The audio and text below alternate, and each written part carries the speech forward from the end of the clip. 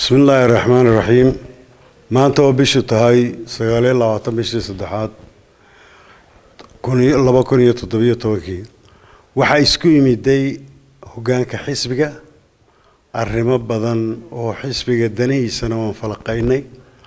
هواها تيوحنا نقصوا بحذي عبسيبا نقصوا بحذي ونقو خصبتين ما أنت هنا هالكن أمدا سومالي لان انجارسينو تاسو موقته كل كانوا إندي وحجرة هي وحلقوا هذلي هي وحكومة دوّدو إن مرصد حات لكردين دونه دور الشدة عبسدا سوين لك شيء وحنا نوقشنا كل اللي بوحة قلده جانك أكتر تاجن هي فسيري دود وحموقته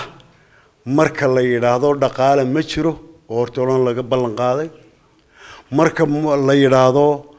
مستنبط بالله سمعنا يا كوميشنكا قرنكا تأدي بي قطعين وحياة قريبين سدا كسي ديران مايو وحنجعلها أنا وجود بيو أضياشن هجان كمدا. ويشليتو واحد عدا إن كوميشنكو أي سوون أحسن وفافيين وحي لجسوا جاي oo timeline-ki iyo wixii ay raaci lahaayeen oo dhan ay ka sheekeeyeen dadkii gobolada sidii looga soo kala baxay taasoo aan waliba u sii baahanahay in tuulooyinkana ay sheegaan oo degmooyinku ku ekaayeen sheegidoodu waxa weeye commissionku waxay kala sheegeen oo aad iyo aad uga baqeen in la buuxin waayo xukuumaddu ballanqaadkii ay sameysay ee ahaa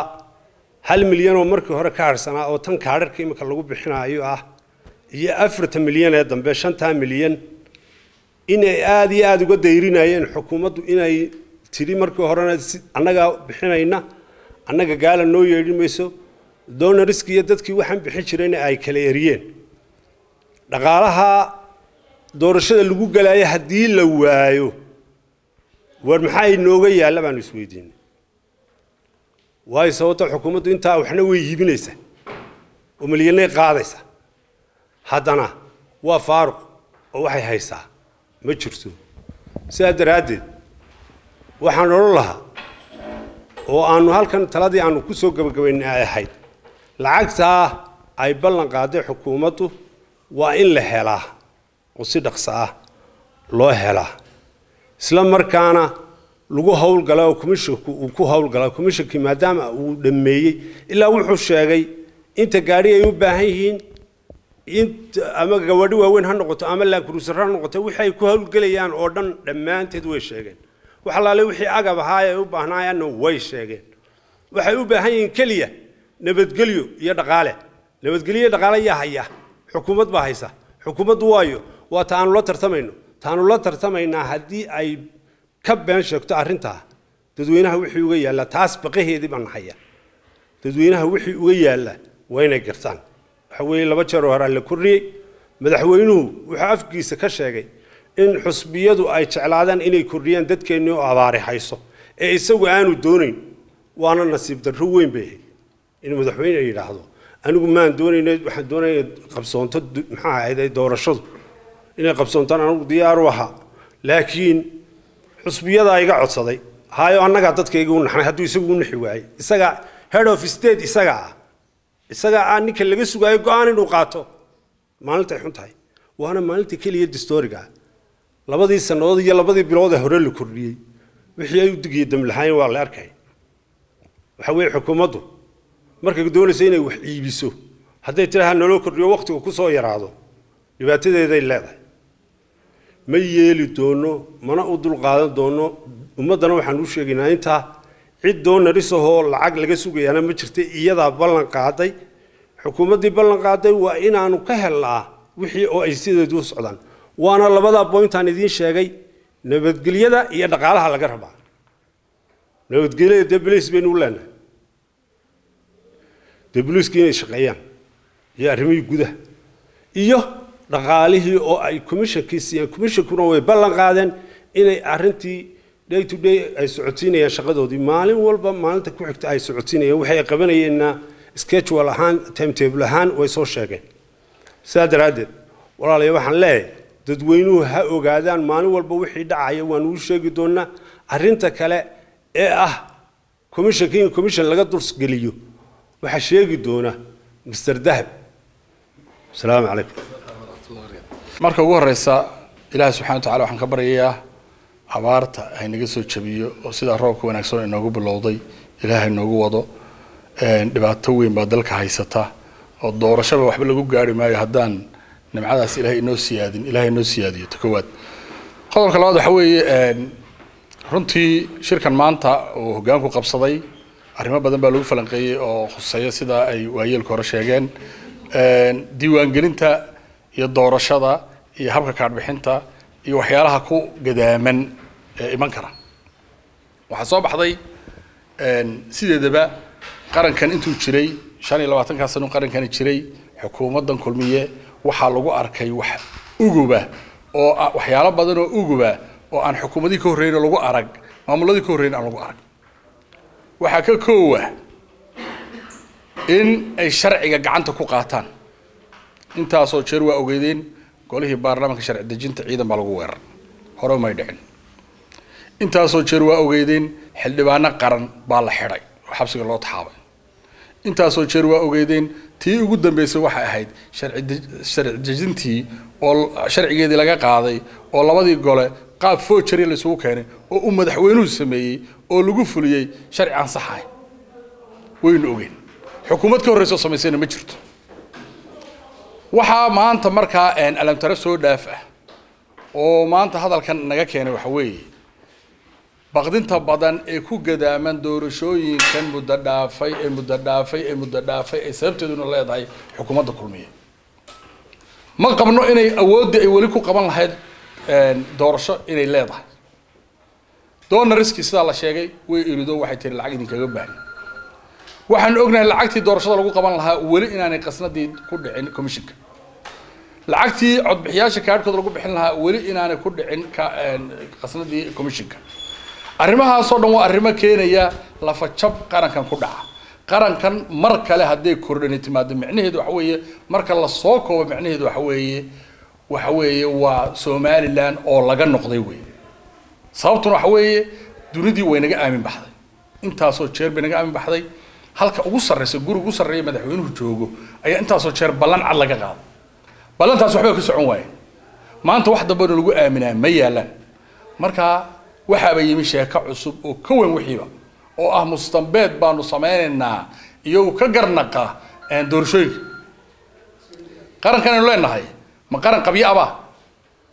mustambeedku de xamar buu yaalaa xamar waa meel la dhisayo aan jirin wey halkan 25 sano jirtay qarankani maxkamad sare uu leeyahay garsoor buu leeyahay golo xirdijiin buu leeyahay golo guurtii uu leeyahay commission qaran buu leeyahay doorasho markii la yiraahdo commission qaran baa iska leh isaga mustambeeda oo mustad horeed ah madaxweyne wala غيره mid qof sameyn kara guddi doorasho ka garnaqa ma jiro adeer waxa laga hadlayaa waa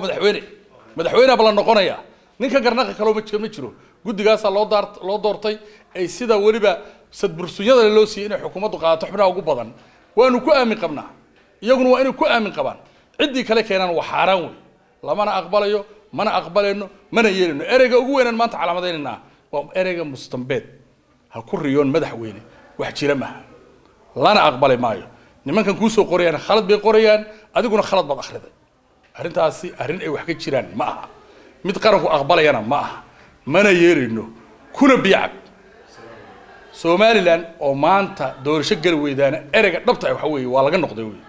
halka ay Somaliland kulmiye ku wadana ilaahay geen maayo qarankani nasiib buu leeyahay ilaahay uu badbaadinayaa gacmaha umada jecel buu ku badbaadinayay sidii ahaan jirtay maanta maalin adag baynu maraynaa lacagtaan waxaan leenahay bixiya oo xareeya waa ogtihiin dhaqaale waxyaalo walaac inaga keenay waxa kamid ah donors kabeerahan lacag bixinina oo carra annaga isku filan heesa laga qaaday idaacada iyo meeshan iyagu haystaan dabadeedna waxa la akhriyo waxa la yiri annaga go'aanka iyaga leh annaga kan leh gambal la siiyay oo ilaa hadda la bixiyay oo doorashadii ana weli ma jirto waxaan ognahay dhaqaale xumada wadanka ku soo fool leh mishaarka goorma la qaataan ma taqaanaan markii hore imisa la qaadan jiray bishon dhammaan baa la qaadan jiray iminka bisha 10keeda bisha 6deeda bisha 8deeda maraya dhaqaale xumada halkay marayso dollarka halku maraya way ogtihiin mashaakilaadka baqdinta inagu haya waxa weeye waxaanay ballan qaadeen iyo xaaladdeenu ku jirno iyo schedule-ka uu soo dhigay guddiga commissionku isma laha marka waxaan leenahay halka il dheer baan ku eegeynaa il qarannimada ku eegeynaa madaxweyne lagaagama fadhiyo mustambeed wax lagaaga fadhiya lacagtiina keen ciidankii doorashada ilaalin lahaa nabadgelyadana diyaar gare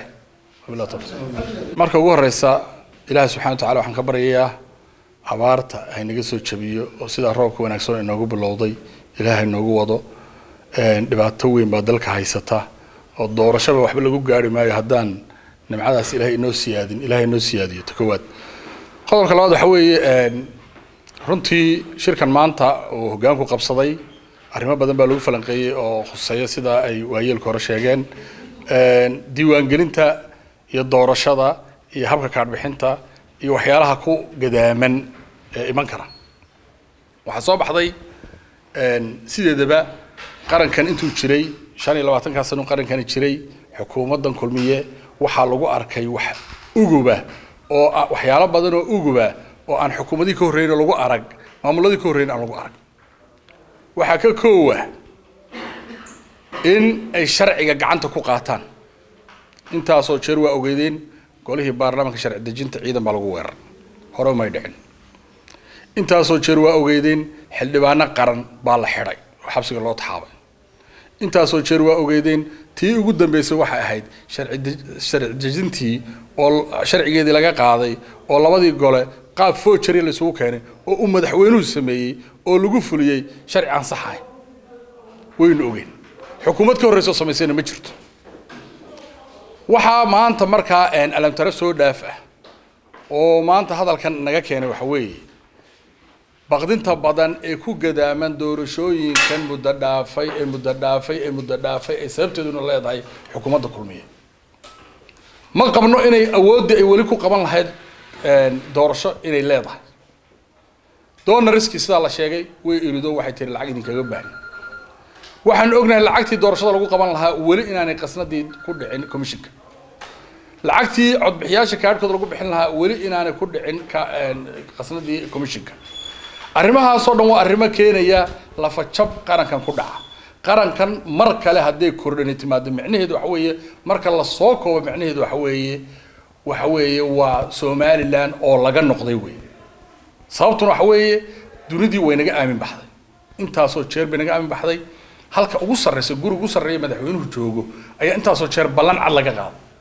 ballantaas waxba ka socon waayeen maanta wax dambe lagu aaminaa ma yaalan marka waxa bay yimi sheeko cusub oo ka weyn wixiiba oo ah mustambeed baanu sameeynaa iyo ka garnaqa doorashooyinka qarankan aynu leenahay ma qaran qabyo aba mustambeedku de xamar buu yaalaa xamar waa meel la dhisayo aan jirin wey halkan 25 sano jirtay qarankani maxkamad sare uu leeyahay garsoor buu leeyahay golo xirdeji buu leeyahay golo guurti uu leeyahay commission qaran buu leeyahay doorasho markii la yiraahdo commission qaran baa iska leh isaga mustambeeda oo mustahorreed ah madaxweyne wala غيره mid qof sameyn kara guddi doorasho ka garnaqa ma jiro adeer waxa laga hadlayaa waa madaxweyne bala noqonaya ninka garnaqa kale ma jiro guddigaas loo doortay ay sida waliba sadbursunyada loo siiyay in xukuumaddu qaadato xubnaha ugu badan waanu ku aamin qabnaa iyaguna waa inay ku aamin qabaan cidii kale keenan waa xaraan weey lamana aqbalayo mana aqbaleyno mana yeelino ereyga ugu weynaan maanta calaamadeynaa waa ereyga mustambeed ha ku riyoon madaxweyne wax jira ma lana aqbalay maayo nimankan ku soo qorayaan khalad bay qorayaan adiguna khalad baad akhriday arintaasi arin ay wax ka jiraan ma aha mid qaranku aqbalayana ma aha mana yeelino kuna biicab Somaliland oo maanta doorasho gal weydana ereyga dhabta waxa weeye waa laga noqday weey halka ay Somaliland kulmiye ku wadana ilaahay geen maayo qarankani nasiib buu leeyahay ilaahay uu badbaadinayaa gacmaha umada jecel buu ku badbaadinayay sidii ahaan jirtay maanta maalin adag baynu maraynaa lacagtaan waxaan leenahay bixiya oo xareeya waa ogtihiin dhaqaale waxyaalo walaac inaga keenay waxa kamid ah donorska beerahan lacag bixinina oo carra annaga isku filan heesa laga qaaday idaacada iyo meeshan iyagu haystaan dabadeedna waxa la akhriyo waxa la yiri annaga go'aanka iyaga leh annaga kan leh gambal la siiyay oo hadda ilaa hadda la bixiyay oo doorashadii ana weli ma jirto waxaan ognahay dhaqaale xumada wadanka ku soo fool leh mishaarka goorma la qaataan ma taqaanaan markii hore imisa la qaadan jiray bishoon dhammaan baa la qaadan jiray iminka bisha 10keeda bisha 6deeda bisha 8deeda maraya dhaqaale xumada halkay marayso dollarka halku maraya waa ogtihiin mashaakilaadka baqdinta inagu haya waxa weeye waxaanay ballan qaadeen iyo xaaladdeenu ku jirno iyo schedule-ka uu soo dhigay guddiga commissionku isma laha marka waxaan leenahay halkaa il dheer baan ku eegaynaa il qarannimaan ku eegaynaa madaxweyne lagaagama fadhiyo mustambeed wax lagaaga fadhiyaa lacagtiina keen ciidankii doorashada ilaalin lahaa nabadgelyadana diyaar gare